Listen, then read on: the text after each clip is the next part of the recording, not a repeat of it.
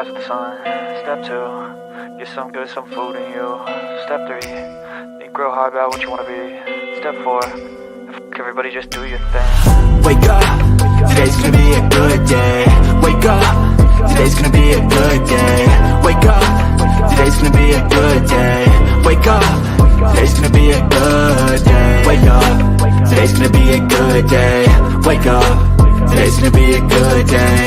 Wake up, today's gonna be a good day. Wake up, today's gonna be a good day. Yo, set your affirmations, aspirations. I got shit to do, the aftermath of preparation. Good food, good mood, blood in circulation. One step at a time, yeah, that's how you make it. Set a goal you control and the steps you take them. I try to pick one thought, have some concentration. And if I make a mistake, it's called education. I try to do this every day, call it replication. Wake up, today's gonna be a good day. Wake up, today's gonna be a good day. Wake up, today's gonna be a good day. Wake up, today's gonna be a good day. Wake up, today's gonna be a good day. Wake up, today's gonna be a good day. Wake up, today's gonna be a good day. Wake up, today's gonna be a good day. So life ain't easy, yo, I think there's a reason though. Ups and downs, just like every different season, yo. Sometimes I'm high, other times I'm barely breathing, though. I always gotta fight and hide from the demons, yo. Negative thoughts are poison, they rot. Head full of flies, so here come the clouds. They'll never stop unless I can swap all the bad for the good in my head when I'm lost. Yeah, so I'ma fake it till I make it. Positive thoughts are overtaken, I got patience. One day at a time is how you operate a cadence. A flow, you grow, you show yourself a foundation. Stay away from all the shit that causes temptation. I know that I like to do it cause it's sensation. I live my life in my head like a narration. Don't expect greatness, do my best, man, I'll take it. Wake up, today's gonna be a good day. Wake up, today's gonna be a good day. Wake up, today's gonna be a good day. Wake up, today's gonna be a good day. Wake up, today's gonna be a good day. Wake up, today's gonna be a good day. Wake up, today's gonna be a good day. Wake up, today's gonna be a good day. Wake up, really gon' rise with the sun. Step 2, get some good, some food in you. Step 3, think real hard about what you wanna be. Step 4, everybody just do your thing. Welcome to the Bullhorn Betty Coffee Club. A sketch of the suspect believed to be responsible for the brutal attack on Rachel Morin has been released by the Hartford County Sheriff's Department. Please take a look and pass this around as you learn a little more about Rachel Morin. This DNA evidence has come back as a match. Unfortunately, that suspect has not been positively identified, but he did leave behind his DNA. Everyone with the same goal: find the killer and bring justice to Rachel. This is a beautiful 37-year-old woman, a mother of 5, just recently in a new relationship with Richard Tobin, and came out here early one evening for a jog on August 5th and never made it back home again. I just wanted to let you know we made it to the tunnels where Rachel Morin lost her life on August 5th in a brutal attack by a monster. The Hartford County Sheriff's Office has been working around the clock to get justice for Rachel Morin and hopefully bring peace to her family. And in Rachel's case, DNA evidence was collected by our Forensic Services Unit that was linked to her case by DNA from an assault of a little girl in LA.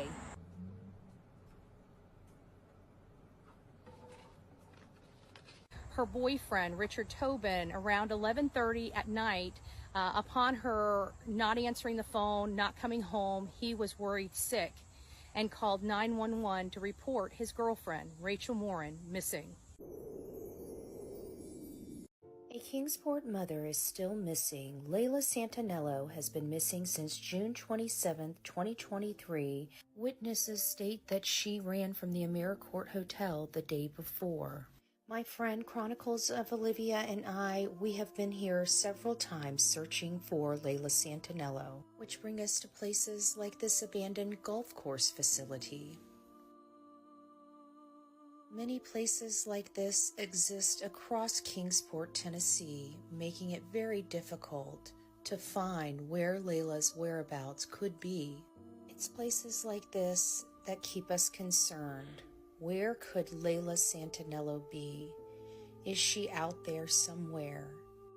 The details Chronicles of Olivia and I have found out are highly disturbing, and I can tell you, based on the information we've heard and learned, someone knows something. Where is Leila Santanello? Will anyone come forward? Will anybody be willing to tell the truth? Will anyone stand up and help the Santanello family? After running several stories about Leila Santanello, several people came forward. One of the last places Leila was seen was in this field, coming out of the woods. We have searched everywhere. We have posted flyers all over Kingsport, Tennessee, seeking answers in the disappearance of Leila Santanello. We're asking anybody with any information to please come forward. We're doing our part to search for Leila Santanello. We need the community's help. We're asking anybody and everyone, please come forward if you have any information about Leila Santanello or the people she was with the afternoon of June 27th. We are doing our part. Are you willing to do yours? From the East Coast to the West Coast, we are everywhere true crime is. We are asking for the public's help. We are searching in the woods. We are doing what it takes here on the Bullhorn Betty channels to find answers to the most alarming cases we have been watching on the news. I can tell you personally that I have traveled this entire country seeking these answers and bringing that content right here to you here on the Bullhorn Betty channels and Bullhorn Betty Crime Stories. We are happy with the work that we've done. We've brought many answers to the public, and we have defied mainstream media in our pursuit of the truth in these cases. We will continue to work. We will continue to fight for these victims, and we will continue to tell their stories here on my channels. Welcome to the Bullhorn Betty brand of channels and the Coffee Club. Thank you for your love. Thank you for your support. And more importantly, thank you for allowing me to bring these victims' stories to each and every one of you, advocating for each of these victims. God bless you. God bless America.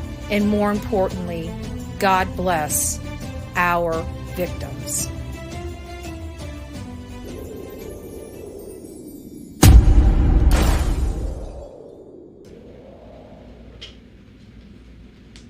Well, good morning, my beautiful people here on YouTube and X. It's nice to see you. TGIF, you guys have all made it. We're here. We made it. I think you guys are expecting a meltdown, but instead of that, I'm going to toot my own horn. Hold on. Sorry.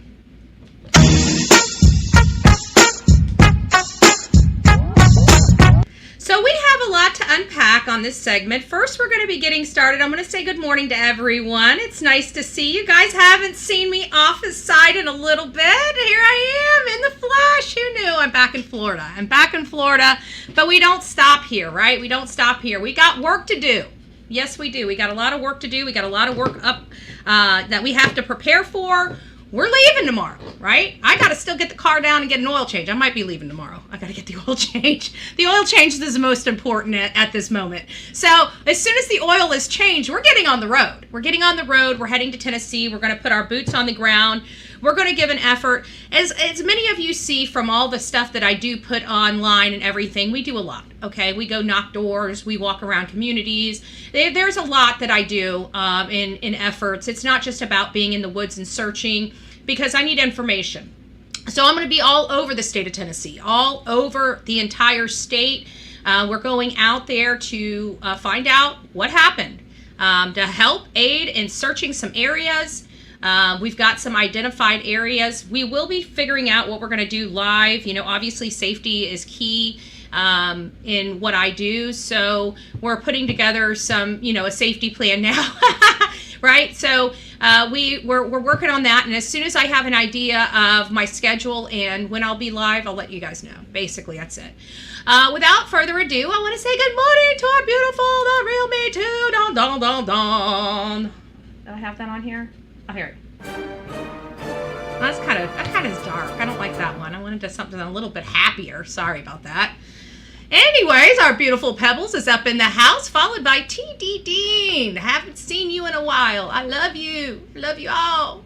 Crystal Lynn, it's nice to see you. Gigi for life. Karma's mama, Cole Cola. It's nice to see you, Cole Cola. I got a Dr. Pepper. Cole Cola. Cold pepper. Big Mac Mike is up in the house. It's nice to see you. Solar Eclipse, good to see you. Kim, it's nice to see you up in the house. Hello, Miss Cole, nice to see you. Our beautiful speculation station, Canadian Cookie has got a cookie for you. It's nice to see you, love. Teresa is up in the house. Good morning, Love Bug. I hope you're having a wonderful Friday. I hope everybody is having an amazing and a wonderful Friday. Because you know what? You only get this day once a week, okay? So enjoy it while it lasts, okay? What is it, Janine? Do I have that right? If I don't, I'm sorry. My Hooked on Phonics is broken. You'll have to accept me for me today because that's how we roll. I'm an imperfect human being that likes to help people in weird ways, okay? In weird ways. Leila Simon. I don't know how many of you guys were with me. I know there's a lot. That were with me from this whole situation. So we heard about a little 20-month-old boy that was allegedly taken from his home in Chatham County, Savannah, Georgia. And a lot of details were coming out that this boy was missing. He had wandered off. This was not the first time he had wandered off.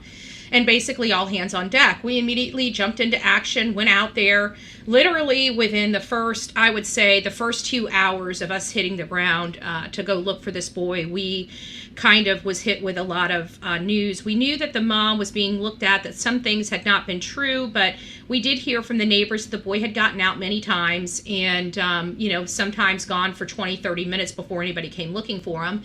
So we heard about that, but it wasn't until we spoke with a few people that were already there and told us the history from the home that we knew right away that the mother was abusing narcotics and other substances, and that the mother was abusive. We learned almost immediately that her mother, Billy Joe Powell, had just recently gone to court and had just recently retained custody of those kids, and in her own paperwork, in her own handwriting, approached the courts and identified the fact that her daughter was not only on just substances, heavy substances, by the way, but also was abusing Quinton. And so the courts gave Billy Joe custody of these children because she was going to be the primary caregiver for them and protect them from their mother. So you can imagine my frustration being there and finding out this grandmother not only took custody of these children, but actually demanded for the babysitter to turn the kids over to the custody of their mother. They could have just stayed there. If they would have just stayed at the babysitter's house, Quinton Simon would still be alive. Those children should have never been in the custody of the mother. She just literally received custody. Billy Joe literally just received custody of these children because the mother was abusing them. And she turns around and puts them right back into her daughter's care. So if you don't understand the level of my frustration hearing that, I don't know what to tell you. We learn that this child was brutalized from the time he was born to the time of his death by his mother. For whatever reason, Leilani had this anger in her heart for that child, and it is my belief that we will find out that it's most likely because her mother had an affair with her boyfriend. Most likely while she was pregnant.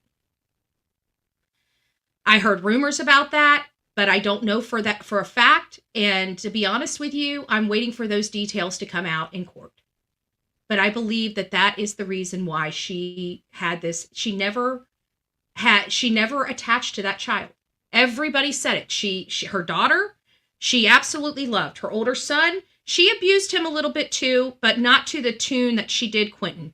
Every time his older brother would help him sneak out of the house, Quinton got the brunt of those beatings, not his older brother that helped him sneak out. There were times that we heard that Leilani hit this child so hard in the face, a 20-month-old child, that he fell back and hit his head and got a goose egg on his head. These are things that we learned within a few hours of having our feet on the ground. And by the time we got there, she was already named by law enforcement as a suspect in this. Within a few days after us landing our feet on the ground there, they started a massive landfill search rather. They did end up finding Quinton. And I can tell you they worked tirelessly to find that boy. I can tell you that. But what really hurt me, what was really upsetting, is they knew that this woman could do that to her child. They knew the details. If we knew the details, they knew the details. Law enforcement knew these details. And they allowed her to stay out and sleep in her bed. It made me sick to my stomach. That is not American to me. That is not an American justice system to me. She was on probation and could not pass a urinalysis. I'm sorry. I've been on probation before. I haven't been able to pass a urinalysis. I don't recall my probation officer allowing me to go home and put my head on a bed. Just saying. It may have been a long time ago, but I certainly remember it. So I'll leave it at that. She's now starting to go to court, and one of our mods, our beautiful mods, it's the Real Me Too, was able to go out there. So I wanted her because she was there in person. I'm going to play this video here just to bring you guys up to snuff, and then we're going to bring Karen up, and she's just going to give you guys an update on what transpired at the most recent hearing of her and what she witnessed inside the courtroom that we would not have been able to see. So without further ado, I'm just going to pull this up. We'll go over this, and we'll probably have a commercial because this is on their site. So just give it a second. First, new developments in the legal case against a mother charged with murdering her young child. Good morning, everybody. I'm Kyle Jordan. Now, Maria Janelle, Leila Simon, the Chatham County mother accused of killing her son, Quinton Simon, and putting his body in a dumpster, will be back in court today. This morning, Shay Schrader is joining us here in the studio. Shay, what are we expecting from this hearing? Yeah, good morning, Aria and Kyle. There are several motions on the table that Judge Tammy Stokes is going to have to be taking a look at, including motions to block any statements of guilt made by Leilani Simon and a motion to quash the indictment altogether. Now, this motion hearing will be the latest in the case, which first started in October of 2022 when Quinton Simon was reported missing. Leilani Simon was arrested and charged with his murder 7 weeks later, shortly after the Chatham County Police Department recovered Quinton's remains from a landfill. Leilani was denied bond and has been in jail ever since. Judge Stokes has expressed that she wants to put the case to trial before the end of this year. We have to keep in mind as well that the courthouse is going to be changing sites and location. So in the back of my mind, I know that may have some impact, but that is probably the least of the concerns. The most important thing is making sure that motions are heard and that we can move forward. Today's hearing is slated for 1:30 p.m. WTOC will be in the room, so make sure you stay with us for the latest updates. Shay Schrader, WTOC News. And you can read more of our... All right, so that's pretty much your update for right now. So what I'll do is, Karen, do you have Do you have the call-in number, yes or no? Or do I need to give, well, it's right above my head. Never mind. Whenever you're ready to call in, and we'll check it out. We'll let you kind of have the floor and just tell us what you learned about all this. Hold on just a second. Oh, well, thank you, B. Betty fan. Thank you so much. A member for 22 solid months. Wow. You've been here from the beginning.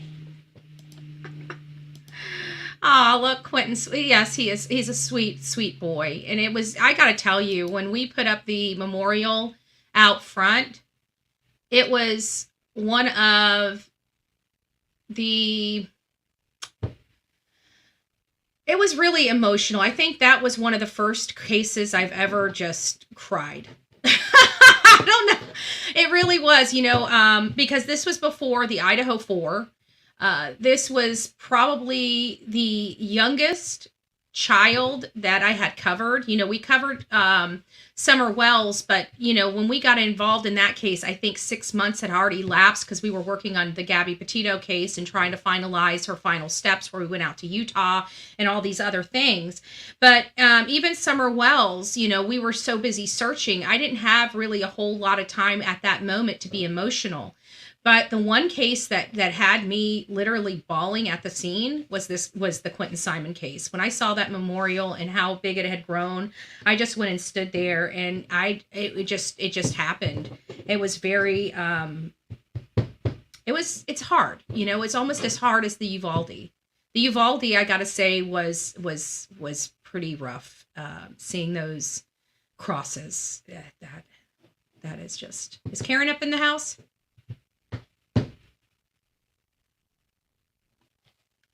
Karen, if you're here, we need you to call in. Where the heck is Karen? Is she calling in? Is my phone's not working? Like, what's going on here? Trying to call, not going through. Let's check this stuff. Microphone is on, maybe. Oh, it's probably going to give me it's going to end up going echo. I bet you anything, because... Are you sure you're calling in? 724-249-6140. It's not working? All right, well, let me call you then.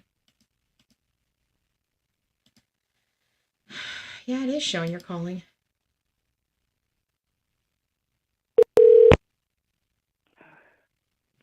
I don't know what's going on. Why you're not being able to call in. Are you there? Karen? Hold on, let me see if I got something going on here. Can you hear me? Hello? Can you hear me? Can you hear me now? Call back. Okay, she can't hear at all. All right, let's reload that. I may have to have her call me on the phone. I don't know what's going on. To be honest with you.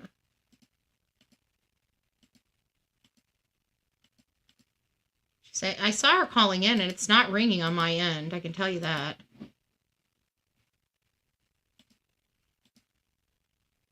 Try it again. See if she can hear me. Can you guys hear her? I hear her. Okay, so you hear her. She just can't hear me. Maybe her volume's down? Yeah. Can you hear me now? Yeah, now my phone's ringing, though. Okay, yeah. There must have been something weird with your phone. I don't know. Weird. I know. My phone's actually ringing. Can you hear me? Yeah.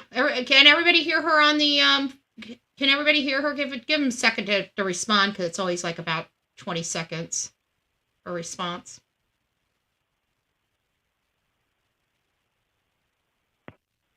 Okay. Yeah, I can hear her for a sec. Yes. Okay. Everybody can hear you. We're good. Okay. First of all, I'm getting like hearing what you said like a moments ahead of when I'm trying to talk. It's weird. I can hear myself and you talking like seconds before what I'm saying now. Okay, so you got an echo. Okay, why don't you let's do this. Why don't you turn your phone off and turn it back on, and I'll call you back. Okay. Okay. All right. Bye. I think that's going to be the easiest. She's got echoes going in there. Let me just make sure my settings. There should be no. Could you guys hear the echoes? Because it might have been that she had. Because I noticed that some people they're using their phone to watch this, and then they use their cell phone to call me, but they don't exit out of the YouTube channel, and so they're getting that feedback from the YouTube channel playing behind them. So that might be what it is too. Let me try calling you back. Well, I'll give her another few moments to. I didn't hear an echo. Okay. Yeah, I think she probably had the YouTube channel still open. Well, we'll let her reset her phone, and I'll call her right back, and then her YouTube will already be off. So I hope everybody's having a wonderful Friday while we get through some of the technical issues. But she has a lot of good information about the Quinton Simon and Leilani case. I'm very happy that we have one of our own so close to the case, because as you know, when this was all going on, I'm dealing with my own, I'm out of town dealing with my own stuff. So it's nice to have a few people around this country that when you do need them to go someplace, they are. But, I didn't even have to ask. She's so heavily invested in this case, as we all are, that nothing's stopping the real Me Too from getting out there. Nothing. Literally nothing. She is going to be there. She wants to see this mother pay for this crime. And I've got to say, I want to see her pay for this crime, too. If they have DP in there, I want to be there if she gets it. Period. This woman is just a disgusting human being that could harm her own offspring. It just doesn't. It's still not ringing. Why is this is bothering me? Let me check my settings again. I think it's her though. I think it's all my settings here to. Oh my God! Finally. Okay. Can you hear me? Yeah, I can hear you. I think everybody can hear you in chat as well, but it looks like that now I'm going to have some technical issues. Give me just a second, because now it's starting to freeze up on my Okay, that's fine. Let me go over here to the settings. But just go on ahead. While I'm dealing with my stuff on this end, you go ahead and talk about your stuff on your end, please. Go ahead. Okay. First of all, in court, on whatever came out on the news, it was a little over 2-hour hearing, and they only allowed the camera reporters to record part of it. They didn't want any of the detectives and the FBI to come out. So that's a lot of information that nobody knows we'll be able to talk about. So first, the main detective was a young woman called Marion Lemon, and she's the one that testified. And the judge allowed so much to come in because it's just a hearing to get whether or not the statements will come in or not. So she didn't want him saying too much stuff. And wait, back up. Statements to come in. Some of the audience are they probably don't know what you're referring to when you say statements. Can you elaborate on that just to enlighten the audience? Yeah, the statements to squash some of her the statements that she made to the police. They're trying to say. So these are charges that she has for making false statements to law enforcement officers, and they're trying to toss those. It's not the charges that they were talking about. It was the statements that she gave voluntarily to detectives and to the FBI. Right, but she's been charged with giving those false statements. So if they're trying to toss them, they're trying to toss charges. Right. Okay. So basically what they started off with was we got to see the camcord video from the detectives, and when they went out to the house, and it was Danny that did call at 9:39, something like that, and you could hear Leilani in the background, hysterical, and we found out that Paul, Leilani, and Danny were the ones that were home that day, nobody else. And you could hear her explain to somebody what's going on, I guess because of all the screaming and stuff that was going on in the background. So I'd assume that was Paul. So they took them all down the station, and she was never, left in the room she was in, the door was open, she was free to come and go.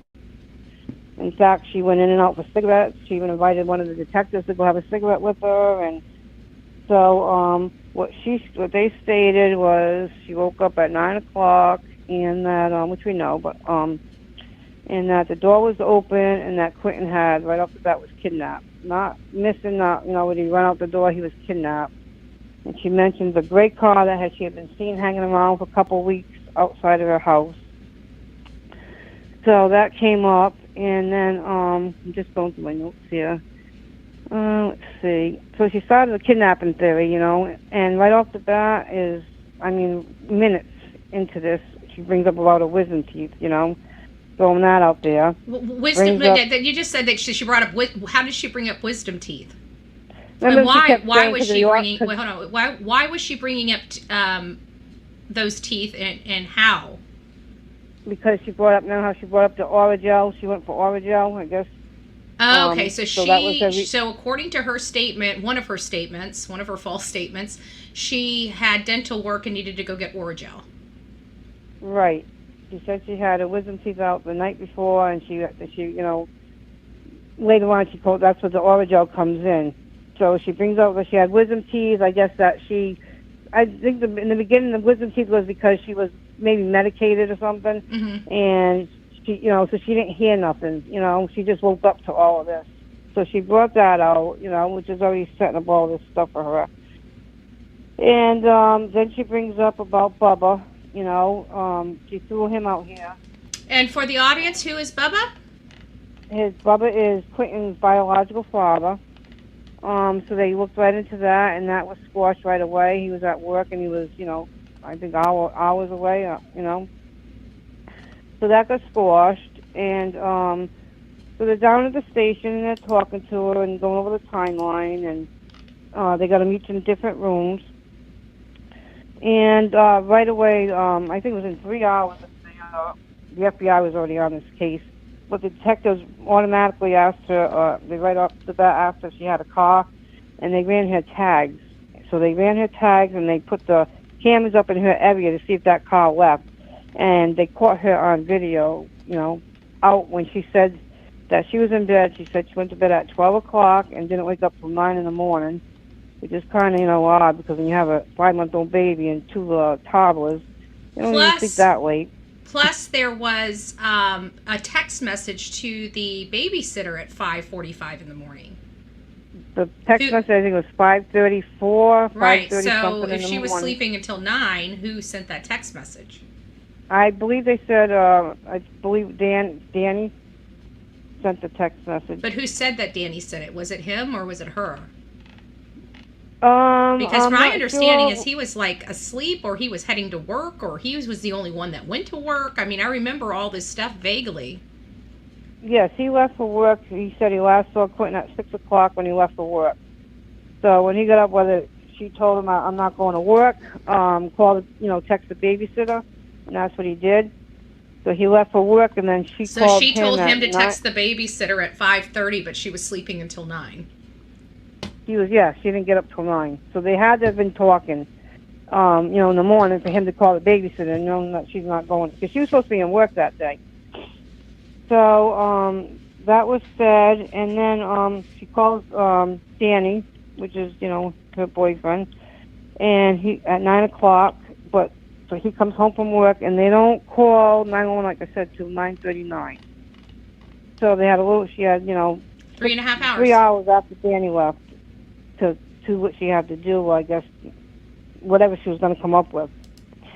So in the interview rooms, what they did was they actually got a hold of an expert in the department to analyze how to interview her, how to approach her, which they did, and everything was very cordial.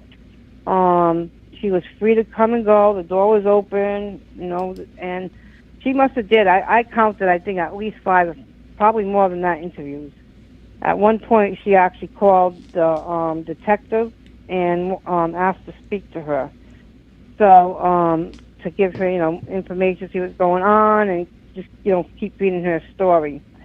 So, these interviews went on, and, finally she was approached during one of them that they didn't believe her and, tell us what happened, and she just kept, claiming that, what she said happened. So finally she breaks down, and when they keep confronting her more, she decides that she's going to throw Danny under the bus. So her thing was, they said that they seen her at the dumpster. They watched her wait for the dumpster to get trash to pick up the dumpster, and she claims that wasn't her. And the reason why they have stuff with because she turned over the phones. All of them handed their phones that day, and that she forgot her phone in the car. So that's why her phone would have been tracked there. So that's what she's trying to do. She's trying to blame Danny, and I think that's the route she's probably going to take. She got very, very, very loud towards the very last interview, and she was just like screaming, yelling, and I didn't do this, if I did, I would take responsibility, but I don't remember anything. So this is when I don't remember anything came in once they confronted her with all the information they had, where she was in the timeline, because they caught her out during the night. And she claimed that it was Danny because she was outside on the porch smoking, and it wasn't a cigarette. So, and he got mad and he took off with the car, and that's why the car was seen with her phone in it. She was also confronted on, trying to say, look, we understand if an accident happened, you have 3 children, they're all young. We know you're on substances, which what came out in court was fent, pills, and there was green, and coke. So that was what she had in her system. And so towards the end, she got very, very combative, and she told them that she talked to her mother, and her mother told her to stop talking and don't say anymore. So that's what she finally started to stop talking. So if you got any questions, you might, bring something to my mind, because I'm just trying to go off my notes here. Oh, another thing, I did tell you about the gray car, right? No, I don't think the gray car yet. You might want to. When they went to the house, so they had the body cam, so we got to see all the body cam, we got to witness all the interviews on in the courthouse, in the courtroom where the cameras shut off. And she claimed right in the beginning, when they had her on body cam still at the house, that there was a gray car that had been hanging around outside the house, to throw the kidnapping theory out there. So that was also thrown out. And so I don't know if you have any other questions. So there was no a gray car. That was a red herring. Yes, exactly. Okay. Exactly. And she even told Danny that, when this all went down and they were on the 911 call, that's when she brought it out. Oh, well, there was a gray car out here.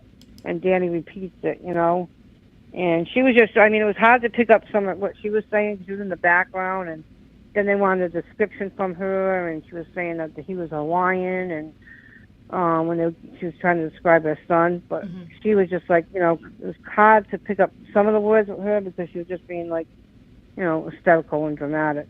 Gotcha. But and she does have new attorneys.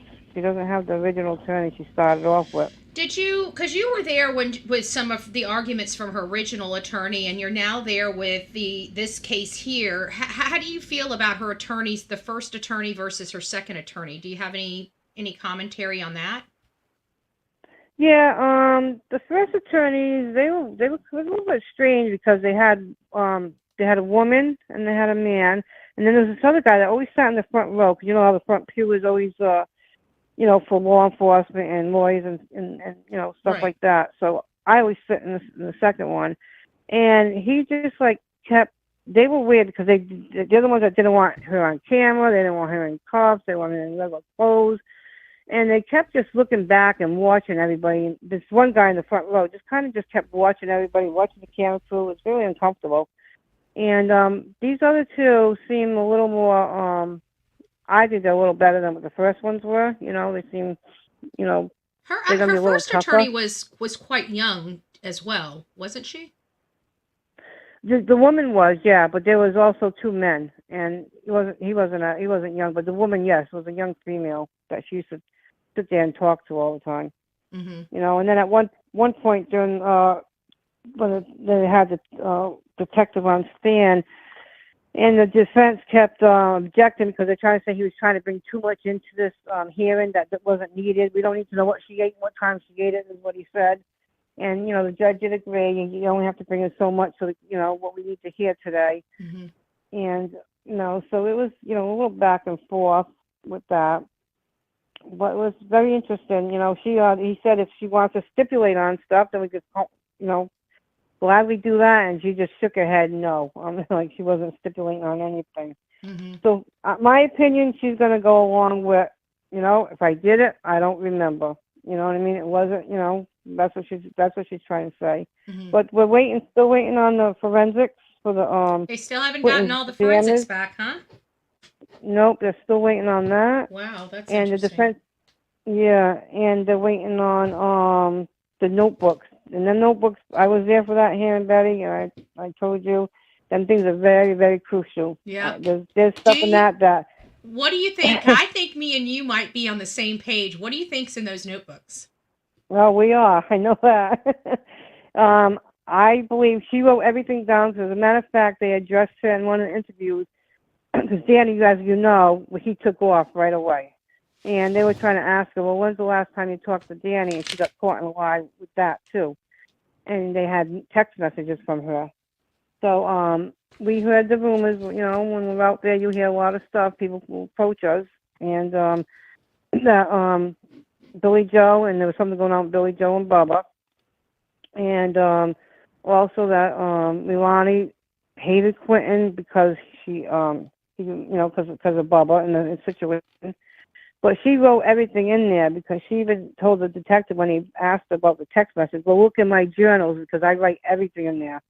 I'm wondering if she's got stuff about her childhood, if she puts, there's bad stuff in there about Billy Joe. Because I'm telling you, if you want to see someone almost have a nervous breakdown when Billy Joe had to testify, mm-hmm. it was even hard for me to watch as much as I don't, like what she did, She should have been there for her grandson. This wouldn't have happened. But, and Billy Joe wasn't caught the other day, too. So them journals, I think, are going to say a lot, and that's why they're fighting to get him out. And what Billy Joe and them tried to do, I don't know if you remember, I remember when this came out, everybody was, on YouTube, saying, oh, my God, don't tell me she's pregnant again, because Billy Joe had an Amazon thing for a nursery. And what we come to find out in one of the hearings was that, I found out the last one that Leilani and Danny and the kids stood in that room downstairs. So there was another bedroom, and Billy Joe was trying to turn it into like a room so that when she gets the kids back and she comes home, they can be in that room, fix it all up. Mm-hmm. But the reason why she was doing that was because where the journals were hidden, they were trying to say was Leilani's personal space, and Billy Joe had no right to get them, even though... Yeah, so she manufactured a space so she didn't have to turn them over. Exactly, mm-hmm. And so that was a lie, and that's why Billy Joe was a wreck on stand. But I'm telling you, what's in them books is key evidence. I know it is. I mean, it's my opinion, but that's what I'm believing. There's going to be a lot that comes out because it seems like she wrote everything in them journals. Mm-hmm. And there was, when she turned them in, there was a stack of them. There had to be about seven of them at least. So it was a good stack that Billy Joe had to bring into court. And she did turn, and just to let you know, the one prior that you went to, she actually turned those over. They're just not, and the judge, not the judge, but the counsel was going to ask her about him and withdrew the question and stopped questioning him. I think he wanted to review more. Very important. She was such a wreck that day on the stand. She had to go up and testify about the journals and where they were, and she knows she can't lie because she didn't want to be back in behind bars herself. Mm-hmm. And she, that's when it all came out that they were in a specific area and that it wasn't like you went into Leilani's personal space and you took them. That's what came out with the journals. But I know there's going to be information in them journals, and we're still waiting to. The judge did mention it that they'll bring it up at another hearing, I guess maybe the next hearing, and we're just waiting on to find out if the statement's going to come in. From what I saw and from what I'm seeing on legal experts that have been on court TV and stuff talking about this last hearing, they're coming in, you know. I mean, she voluntarily called the police to her house, gave them the story that he was kidnapped, asked for their help, called the detectives another time. It was either the detective or the FBI, but I believe the main detective, to talk to her. And also a young woman, so I guess maybe she felt, you know, the age to, you know, they're both young and she could probably, you know, get over on this detective. So that one was voluntary, which the prosecution brought up. And, but Billy Joe, going back to, I'm sorry, I lost my thought, going back to the journals, the prosecutor, when he was asking about the journals, went to ask, no, I'm sorry, it was the defense lawyer asked, maybe that's why they got rid of him, asked Billy Joe, I'm going to ask you a personal question. I'm not trying to embarrass you. And then he goes, oh no, let me withdraw that. So I don't know what that question was going to be, but I have a funny feeling it has to do something either with Bubba or, you know, something that's in them journals. Mm-hmm. So, yeah. It was very interesting. Gotcha. Well, Karen, we're right about 20 minutes and I'm going to move on to a different topic, but thank you. That was very thorough. Oh, you're welcome. You helped me personally understand a lot about what's going on there. I know there is some contention with this journal. These journals are going to have some type of evidentiary value at trial. We're just waiting with bated breath to find out how damaging they are and, you know, what's contained inside of them. But we heard some things on the streets, literally on the streets, and it's making us kind of say there's going to be some jaw droppers, in my opinion. Oh, there definitely will be. So I'm praying that they come in. But sorry we had a little bit of problem in the beginning. Oh no, we're good. We got through it, so I'm happy. Perfect. Okay. This is all right. This is a YouTube channel. We expect things to happen. It wouldn't be exciting without all these issues. Hey, it's live TV, right? There you go. All right, thanks, Betty. All right, thank you for all your hard work and dedication to this case. I'm not as good at you as this. You did great. You did amazing. All right. All right, thank you, love. Bye-bye. All right, bye. So everybody give Karen a round of applause. Yay! She really helped us understand it. Thank you. A beautiful team member, you know, going out to cover this case, basically. You know, she's there. She's there. And I'll leave it up to guidance whether she wants to come call in. I know there's some sticky stuff here, so we just need to, I just have, what I'll do is I'll just express what the thing is. So with Sebastian Rogers, many of you guys know that Sebastian Rogers is the 15-year-old boy that we have been covering. He's an autistic boy from Hendersonville, Tennessee. He went missing allegedly by his mother around 6 a.m., well, between midnight and 6 a.m. on February 26th, which happens to be a Monday. It happens to be the same exact day that Madeline Soto also disappeared and lost her life. And so this case has really resonated with me because of all the complexities to it, because I really don't believe his mom or his stepfather. And that's just, it's very disheartening for me that I feel that these parents have done something with their son, but I feel that these parents have done something with their son. Does it make it so? It does not. I'm just saying the probability of an autistic boy that has to have his shoes on walking out of the house without his shoes on is very low. That's what I'm saying. I'm saying that there was an endangered missing person at 12:17 the afternoon that he allegedly walked out of this house without those very shoes. I'm talking about the fact that there was an Amber Alert the very next day for this boy that allegedly walked out of his house without shoes, ran away. The boy basically is being said he ran away. Why would a boy that's autistic, that depends on everything from his family, get up in the middle of the night to run away? It doesn't make sense. Doesn't make sense. Sebastian Rogers' case has kind of taken a life of its own. It has had a lot of twists and turns. We have physically... Oh, she's calling in. Sorry, I guess I got to call you. The phones are not ringing in. I don't know why the phones aren't ringing in. Thank you, Guidance. Guidance is calling. Give me just a second. Let me get her up. Thank you. I'm calling you. But we're just going to be talking about one little aspect. She knows what aspect I want to talk about. Hello. Hello, my love. Yes. Can you hear me? Yes, I'm glad you called in because I'm so scared. Okay. I'm terrified of saying the wrong Let thing. me restart my phone and call you back. Okay. Apparently, I don't know what, maybe it's just the system. Maybe it's just the system. The system's not ringing today. Might be my internet. Could you guys hear her? You guys could hear her. Make sure you exit out of YouTube when you call me. I don't know if that has anything to do with it or not, but I'll call you back. Give me just a second. Let her start her phone again. But I'm scared I'm going to say something that I shouldn't because I know a lot more than most, and I've got to keep a lot of confidentiality. I would prefer, she knows exactly what topic I want her to refer to, and I'd rather her say it so I make sure it's all correct the way it needs to be. So this will be good. So I'll just sit here. Yes, can hear her. Okay, so she just couldn't hear me, kind of like your situation. I don't know what's going on with the phones. Let me try calling her back. 9 4 1 7 1 3 6.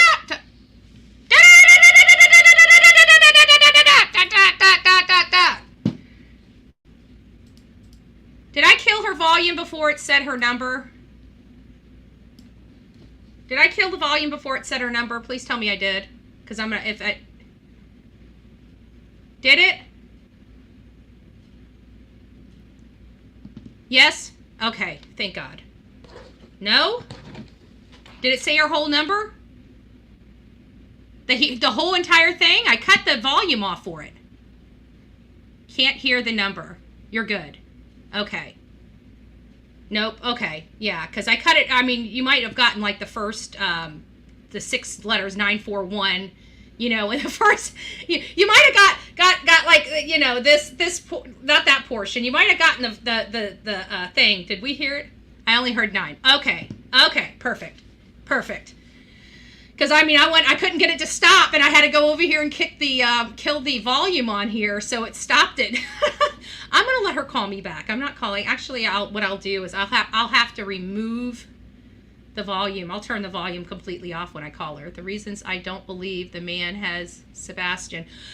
No, I don't believe. So we have learned that there is messages going around while she's getting her phone restarted and stuff like that. There's messages that are going around right now that some guy has Sebastian Rogers. Here's why I don't believe it.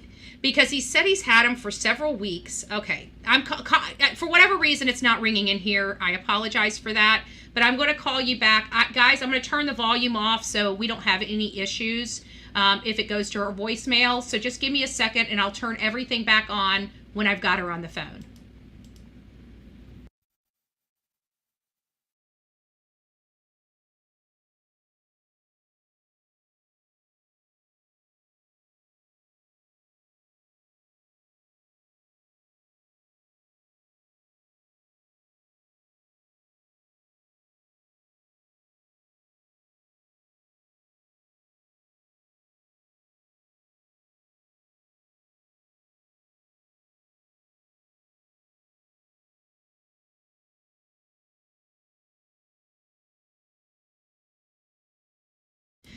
All right, guys. All right, I hope everybody can hear you. Go ahead and talk. Let me get a test on you. Let me make sure everybody can hear you. Test. 1, 2, 3. Can you guys hear Guidance? Give him just a second. And I'm glad you called in because I was so terrified. I'm like, I'm going to make a mistake. You know what aspect I want to talk about, so I'd rather you kind of just hit me with the stuff I need to get to about Chris Proudfoot, Chris and Katie's. Okay, everybody can hear you. Yep. Okay. So you could now, if you want to advocate for you can do that as well. But it sounds like you just want to keep that all private and confidential. So just tell me what we can, because I need to explain how I believe Chris and Katie have lawyered up, and you kind of have the key to that. Yeah. As soon as it happened, they want us to lock all of our social medias down, our personal media down, everything has to be referred, if they have questions, referred directly to the lawyer. Right. And so whenever you're involved with an attorney and you're involved in a case, they typically don't want anybody having access to your private social media accounts. Correct. And also having your close family members, everything locked down. Gotcha. Because people look at it, and then they look at who you're associated with, and they start badgering those people and badgering those people that know those people. Exactly. Yeah. All right. And it can get dangerous for all parties. Yep. Well, honey, I love you. Thank you. I hope you're having an amazing Friday. I hear the kiddos in the background. Yeah, I don't have a lock on my door yet. Would you like to tell the audience why? The kids locked us out of my room. There was a keyed door, and the keys were inside. And the coffee club mods were not smarter than a locked door. 3.5 hours. We had to wait for our husband to come home to beat the lock off. Beat the lock off with a hammer. And no kids were locked inside the room. Oh. We were all locked outside. Dad, burn it. Where's the lock? We even tried a drill bit, drilling through the lock. I know, you went too high. I think it was, well, then my husband also broke the hammer, breaking the door Okay, well. handle. I didn't even think about it. Was metal entertaining, bits. to say the least. I think you got all the wrong bits. I think you had masonry bits and wood bits, to be honest with you, and I think that's why you couldn't get through that, because you need metal bits, steel bits. I had too many bits. Yes, you did. But you were able to sleep in your bed that night. You just weren't able to sleep in your bed with privacy, that's all. Exactly, and it's still on. Not going at the moment. All right, love bug. Well, you go make it a great day. Right. God bless you. You too. God bless you. Love you. Bye. Bye-bye. So the reason why I had her call in is because you guys remember that moment that we were all kind of in shock when Katie and Chris locked down their social media? I truly believe at that moment is when they chose to, what? Lawyer up. Why? Because that's usually the advice the attorneys give their client. So if we're wondering why their social media was locked down and how could a mother not advocate for her son and how could she remove all these posts related to her son and him missing, how could a mom do that? Well, it's most likely because a lawyer told her to do that. That's why. So then it comes back to, is this a criminal investigation? Tomato, tomato. I'm saying that if they're not classifying it as a criminal investigation, they're surely keeping this case very closely to their chest in such a missing person, a runaway 15-year-old boy. I'm just saying that they seem awfully quiet for a runaway. That's all I'm saying. So take that for what you will. And then we've got the camper, right? We've got the camper. The camper is it a decoy? Is it a diversion? Is it a red herring? Is Chris even staying there? Or is this just an elaborate thing to keep people looking over there so they ain't at his house where he's at? You know? Why the cameras? Why do you need the cameras, bro? Nobody's been knocking on your door. Why the cameras? Is it because you're watching those cameras from your house? I'm just curious. Just curious. Doesn't really matter to me. Doesn't really matter to me. I don't have to worry about following him everywhere. I just go over to the mysterious disappearance of the Sebastian Rogers Facebook group and, I know where you're at. I'm good. I'm good. Fun size, I did see that. Thank you, my love. Wow. Thank you so much. God bless you. We'll definitely do good. Oh, thank you, Katie. Thank you guys so very much. I appreciate it. Miss Rob, every time I go to hit something, it pops up on me. There we go. Miss Robin, thank you. God bless you. God bless you. So that's where we're at right now on this case. There's a lot of things going on. This is what I know for a fact. I know for a fact, no matter what anybody's saying, that searches have dwindled down to nothing. Okay, I don't hear of any law enforcement searches. I don't hear, I hear of independent searches from smaller groups. I know that there is a PI or two getting involved. I don't know if there's any kind of internet PIs. This will turn into a shit show very quickly. So I pray to God he's using using a PI local in his community, a legit person that is really out there beating the pavement, trying to find out what happened to his son. That's what I pray happens. You guys know me. I'm not a fan of internet PIs. I'm not a fan of those PIs that troll the missing person chats on Facebook. I'm not a fan of a PI that's supposed to be undercover, broadcasting every little thing. That's not a PI. That's not a PI. Freaking clown. You think Jason Jensen is blasting where he's at or anything about his cases? That's a PI. He's a legit PI. He's not an internet PI. I'm done with talking about the internet PIs, but not a fan. Not a fan. Just a buyer beware. You have the choice to use whoever you want. This is America. God bless America. But I'm just saying, buyer beware. Buyer beware. You do get what you pay for when you are doing PI work. You want good PI work, you're going to pay for it. Okay? That's it. You want shoddy PI work, you're going to pay for it. Just saying. Just saying. So that's where we're at with that. Now, what are they finding? I'm hearing that there's some rumblings. Okay? I will tell you that. I'm not going to deny that. There are some rumblings that this case is starting to take a turn. I don't know what that means. I don't know. I really don't. I don't, when you hear this stuff, you could try to make heads or tails of it, but stuff like that, I don't even want to try to make heads or tails of it because it's a flip of a coin what that means.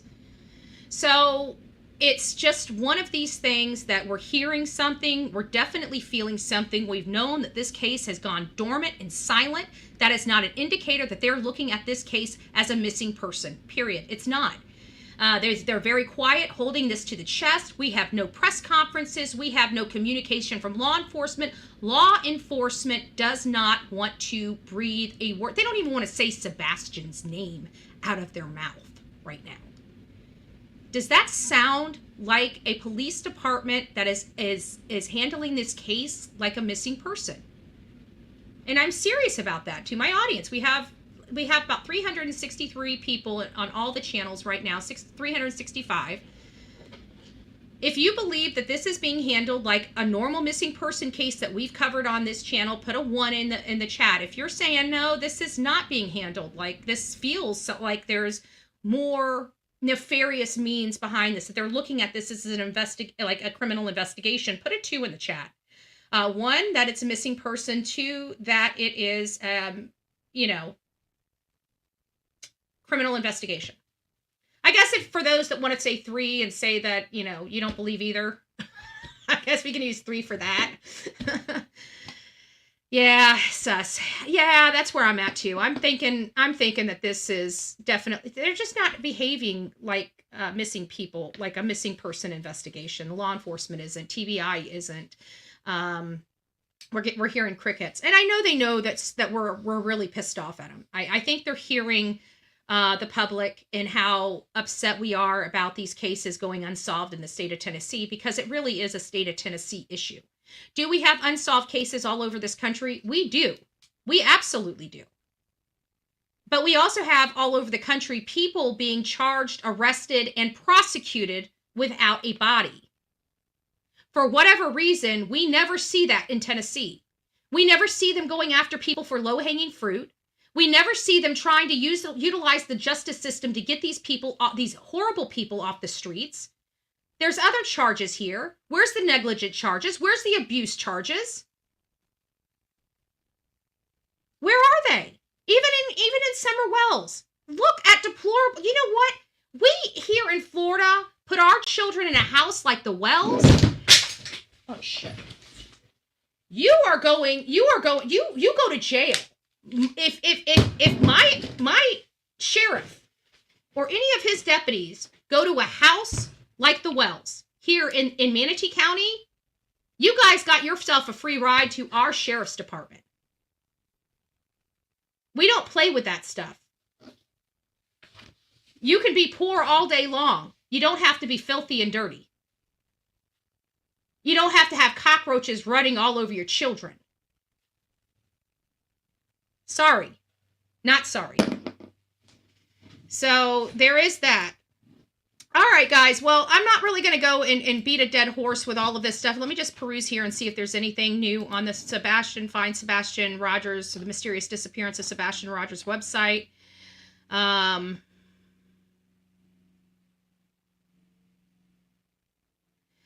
One lady says here, I can't remember what was said in every interview. I'm just wondering if Katie or Chris talked down about anyone in any interview. Only Sebastian.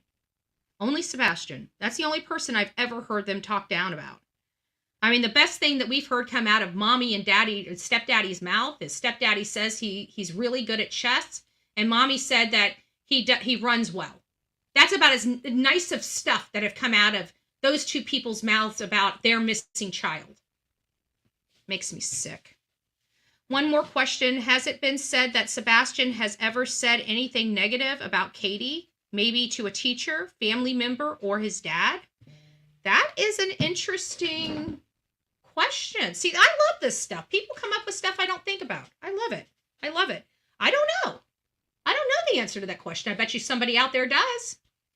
So maybe go over to the mysterious disappearance of Sebastian Rogers if you know the answer to that question and answer that question for him. Because I don't know the answer to it.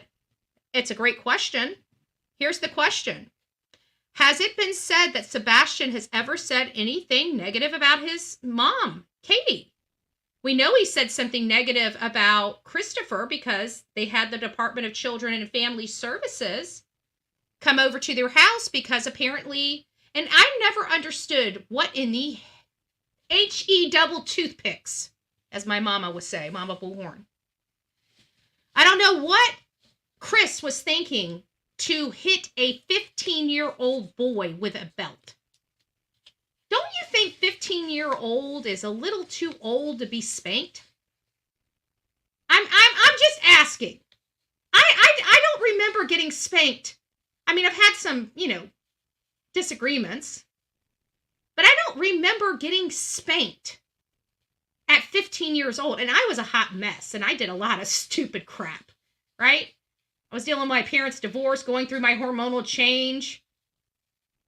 I was drinking at 15. Yes, I was. I was a hot mess. Put my parents through pure hell. Lots of prayers in me. Lots of prayers. Don't you think that's just a little bit old? And even with all the nonsense I was doing, I don't know if I got beat with a belt. I'm sure my dad wanted to beat me with a belt. I'm sure my mom wanted to do worse. But I just don't. And I just thought that was odd. So we know he's talked to somebody about, at least a teacher, about what happened, what Chris did to him. Has he ever said anything to that teacher about his mom? Or other family members, such as maybe the Proudfoot's in-laws. Not in-laws, but, Katie's in-laws. Chris's side of the family. Has he said anything? I don't know. Electronic Medium said the last one was about 14. Yeah, but I bet you really earned that one. I don't know you, but 14 getting spanked by the parent. I mean, at that age, you really have to earn it. Like,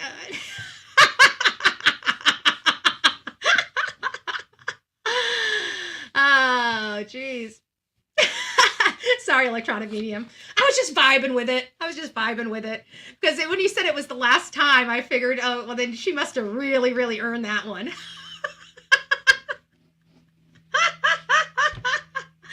I would ask you what you did, but you know what? I'll let you have that skeleton. Just make sure it's buried under a lot of dirt.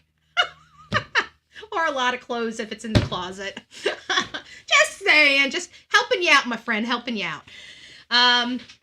But I just think the age of him for this spanking is a little peculiar as well. I don't know too many. It was 13. It was a hot, yeah. So 13, yeah, you're kind of getting out of that 11, 12. 13 is when you're finally a teenager, right? We all wait for our 13th birthday. But 13 to 16, by 16, it's like you're not really an adult. But come on, let's face it. You've got about adult responsibilities, right? You have you got your car privileges, you got your I can mess up privileges, you got your major groundation privileges, you got your I'm taking everything away from you privileges. From the 13 to 16, you know, the children are not a happy camper, and they don't, right? I had everything taken away from me. Like, I remember my phone was ripped out of the wall. I got my parents so angry with me, right? You don't deserve this, right? So those are the ages that all that kind of starts taking place. So I just don't, you know, we get frustrated, but our children are finally grown, so we can have more conversations with them than the corporal punishment. I think there's an end to corporal punishment, you know, right around 11, 12, and even that type of corporal punishment isn't really what you get when you're like 5 or 6 years old and they're worried about you running out in front of a car, you know? Now, a parent will beat your butt if they... A parent will kill you if they think that you're going to kill yourself, okay? They beat the life back into you, okay? I just want to say that. They don't beat the life out of you. They beat the life back into you. Just get it right, okay? Get it right. But seriously, let's look at this. I mean, I don't know whether Katie has done anything to Sebastian or not.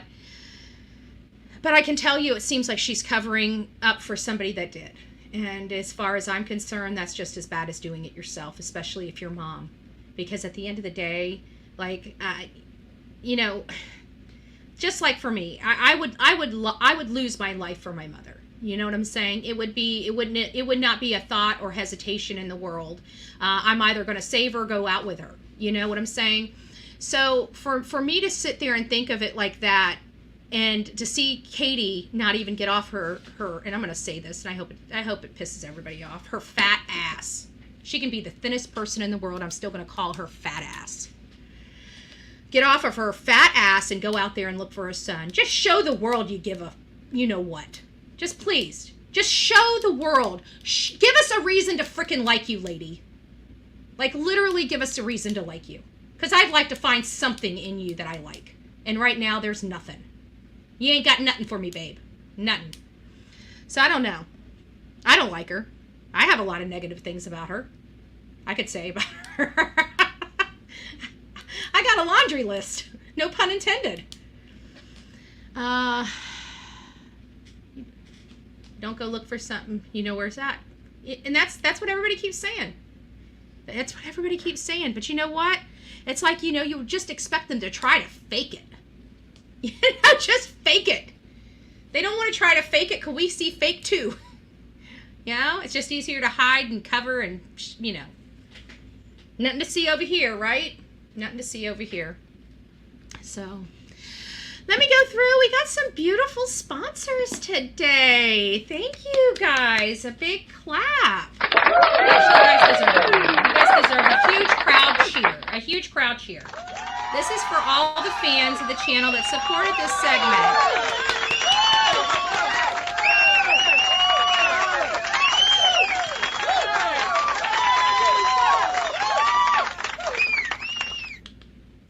We will start off first. Dun dun dun dun. Betty, 22 months. This crazy cat is 22 months old. Thank you, B Betty. We have Canadian. Oh, that was because Canadian Cookie was Billy Joe. This was a question I starred personally so I could answer your question, Canadian Cookie. Yes, it's my understanding that BJ was at both of those hearings. The one where she turned in the binders and this most recent one, I'm pretty sure she was at the court hearing there as well. We have Katie. Thank you, Katie. And I heard you're the newest member of our coffee club. Well, congratulations. Welcome aboard. And thank you. God bless you, right? God bless you. And thank you so much for the super sticker. And we have another Katie right behind her and says, you're the best. We appreciate you more than you'll ever know. Well, God bless you. And we have our beautiful Miss Robin donating 10 gifted Bullhorn Betty memberships. What? If you received your gifted Bullhorn Betty membership, please do not forget to tell Miss Robin thank you. And you know what? Give her a hug. Give her a hug. Give her a hug. We all need a hug.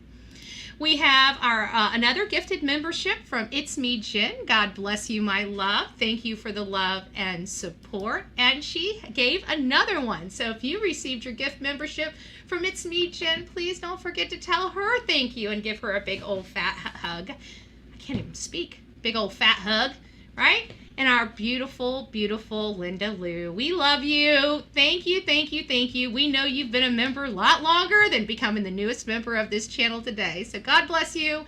We love you. Thank you to all the people that keep us going each and every day.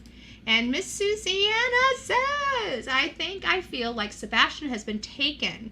So maybe that's why they don't look. Being devil's advocate. We love those devil's advocate. We love those talking points. Well, we do have that guy that is saying he's got Sebastian and has had him for weeks and how he doesn't want to go home. I don't think he does, but is it possible that somebody else does? We did hear that part. I mean, it was strange that on the day that Sebastian is missing from his home, there is somebody in black with a hoodie on with a plastic bag over their head, and I'm wondering if it's to stop rain or drizzle or something like that. I've seen people put bags over their head to keep their hair dry, especially when they're walking in the rain or don't have a car or have to ride a bike or something like that. I've actually seen them dress themselves in trash bags.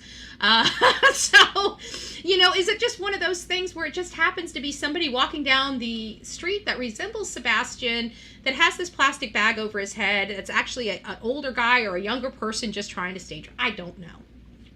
I couldn't tell you. I couldn't tell you if it's him or not him. All I can say is law enforcement basically has told us over and over again that he has not been heard or seen since the day he walked out the door. For whatever that's worth. For whatever that's worth. All right, guys. Well, we've been rolling for about over an hour now. So we're going to be doing another live this evening around 6 p.m. on everything that we've learned today and any new cases that we will be uncovering. We have the ladies in Kansas, the two moms in Kansas that lost their life at the hands of some despicable people. It sounds like the despicable people are going to be arraigned. It sounds like they're done. I think they have enough evidence to put them away. There's something going on with Cora. If you've heard in the news here recently, now we have two women that were unalived brutally by her in-laws. She was going to pick up her children on a supervised visitation to a birthday party, and she had the supervisor, which happened to be a pastor's wife, with her to supervise this supervised release. And they didn't even make it to their destination before they were forced off the road and brutalized. Brutalized by the people that had her children. They are trying to say that it's because of her brother, that her brother somehow hurt these children or would hurt the children, but they weren't going after her brother. They executed two women that, to the best of my knowledge, has never been accused of these types of crimes, ever. It doesn't make sense. So it sounds like this case is winding down a little bit. It sounds like they've got a few more pieces to the puzzle they need to put together. It sounds like there is potential for additional arrest. Actually, I don't want to guarantee it, but almost guarantee it, right? I almost believe that they're going to get enough evidence to put Paul Grice away. And I want Paul Grice behind bars because he sounds like a monster as well. And I don't like monsters anywhere in this country. I don't like them in states that are so far away from me. I probably will never visit them unless I'm covering a case there, like Kansas, right? But somebody's got to live next to these animals and monsters. And I care about everybody. So I want these animals and monsters off the street of this country and behind bars so they can never hurt another person. Doesn't matter whether they're going to ever hurt me or my family. They can hurt somebody or somebody else's family. So these people are done, in my opinion.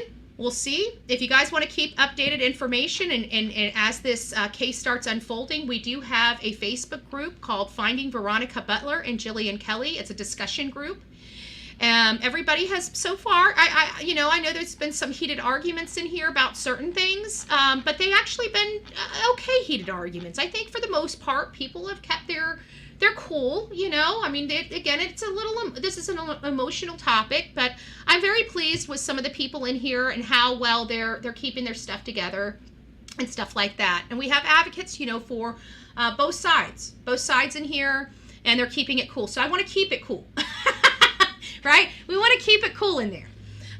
But as this case starts heating up, the trial transcripts, all the information related to the trial will be going into this discussion group as this case starts heating up and rolling out, and as we start getting more information. So if you're interested in the two moms in Kansas, this just brutal case, just brutal and heartbreaking case, get over there and keep informed. And as you find information about this case, pop it into the chat so everybody else can be informed as well.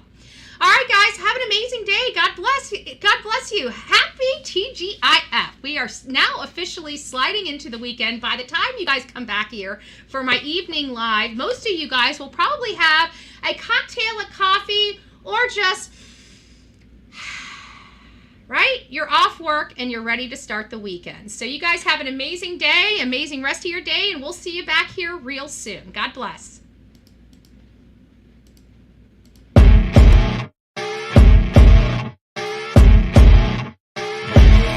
As you wake up in the morning, you want to find the latest, greatest information about criminal cases and have an intuitive conversation about the suspects associated with these cases. Head over to the Bullhorn Betty channel on YouTube.